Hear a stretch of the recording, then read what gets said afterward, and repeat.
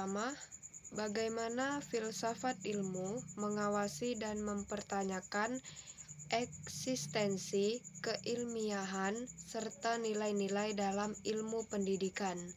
Filsafat ilmu berperan sebagai landasan kritis dalam ilmu pendidikan dengan cara mengkaji 3 aspek utama, yaitu 1. Ontologi, mempertanyakan apa hakikat pendidikan itu, objek yang dipelajari, serta realitas dalam dunia pendidikan. Yang kedua, epistemologi, mengkaji bagaimana pengetahuan pendidikan diperoleh, metode yang digunakan, serta kebenaran ilmiahnya.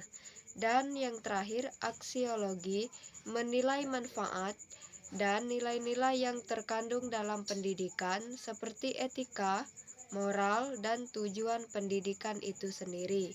Dengan demikian, filsafat ilmu memastikan bahwa ilmu pendidikan tidak hanya benar secara ilmiah, tetapi juga bermakna dan bernilai. Yang kedua, bagaimana pendidikan yang bermakna dan bernilai turut memperkuat perkembangan filsafat.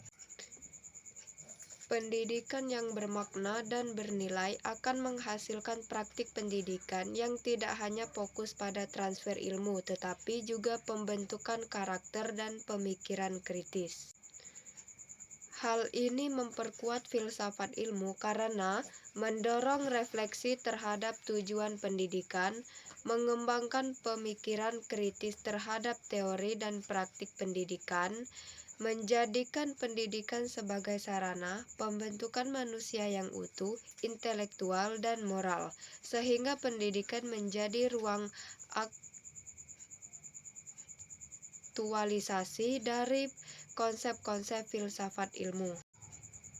Yang ketiga, mengapa filsafat ilmu disebut sebagai pisau analisis, ontologi, epistemologi, aksiologi dalam membedah persoalan pendidikan. Filsafat ilmu disebut sebagai pisau analisis karena digunakan untuk mengkaji masalah pendidikan secara mendalam melalui 3 pendekatan. Ontologi menganalisis hakikat masalah, misalnya apa itu pelajar. Epistemologi mengkaji cara memperoleh solusi, metode pembelajaran yang tepat. Aksiologi menilai dampak dan nilai dari solusi tersebut, apakah bermanfaat dan etis. Dengan ketiga aspek ini, masalah pendidikan dapat dipahami secara menyeluruh dan tidak dangkal. Yang terakhir, nomor 4, contoh konkret penerapan filsafat ilmu dalam praktik pendidikan.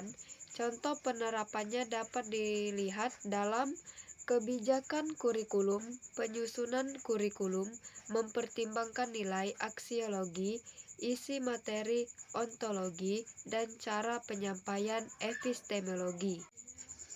Proses pembelajaran, guru memilih metode pembelajaran aktif karena diyakini lebih efektif secara epistemologi dan bernilai perkembangan siswa.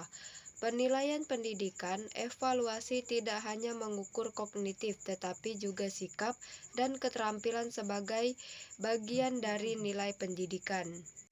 Adapun kesimpulan dari soal di atas, filsafat ilmu memiliki peran penting dalam pendidikan sebagai dasar berpikir kritis, alat analisis, serta penentu arah dan nilai pendidikan agar lebih bermakna, ilmiah, dan bermanfaat bagi kehidupan.